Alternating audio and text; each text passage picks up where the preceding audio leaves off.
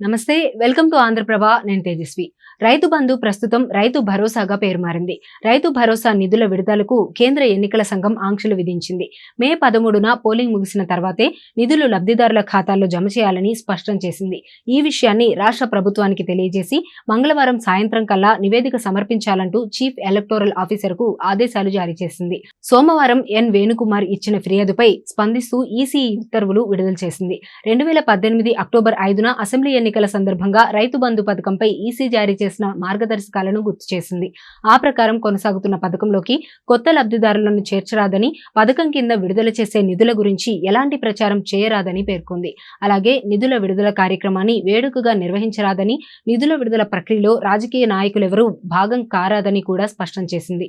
వీలైనంత మేర లబ్ధిదారుల ఖాతాల్లోకి నిధులను నేరుగా జమ చేయాలని, చెక్కుల రూపంలో పంపిణీ చేయవద్దని కూడా నాటి మార్గదర్శకాల్లో వెల్లడించింది. గత 5 ఏళ్లుగా అమలవుతున్న ఈ పథకం ప్రకారం యాసంగి సీజన్ రైతు బంధు నిధులను అక్టోబర్, జనవరి నెలల మధ్యలో విడుదల చేస్తున్నట్టు ఈసీ గుర్తించింది. ఈ క్రమంలో నిధుల విడుదలకు ఖరారు చేసిన తేదీ అంటూ ఏదీ లేదని, అలాగే 2023 రబీ సీజన్ కోసం 2024 మే నెలలో నిధులు విడుదల చేయడానికి ప్రత్యేక సందర్భం కూడా ఏదీ లేదని పేర్కొంది. గత ఏడాది అసెంబ్లీ ఎన్నికల సమయంలో కొనసాగుతున్న ఈ పథకం ప్రకారం నిధులు విడుదల చేసేందుకు అభ్యంతరం లేదని చెబుతూ ఇచ్చిన ఆదేశాలను కూడా గుర్తు చేసింది.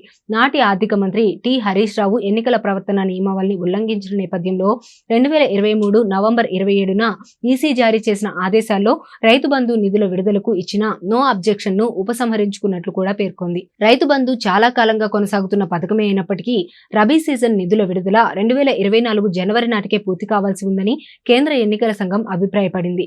ఎన్ వేణుకుమార్ ఇచ్చిన ఫిర్యాదు, దానిపై తెలంగాణ సీఈఓ ఇచ్చిన నివేదిక ప్రకారం తెలంగాణ పీసీసీ అధ్యక్షులు, రాష్ట్ర ముఖ్యమంత్రి Revanth Reddy model code of conductor ను ఉల్లంఘించారని ఈసీ స్పష్టం చేసింది.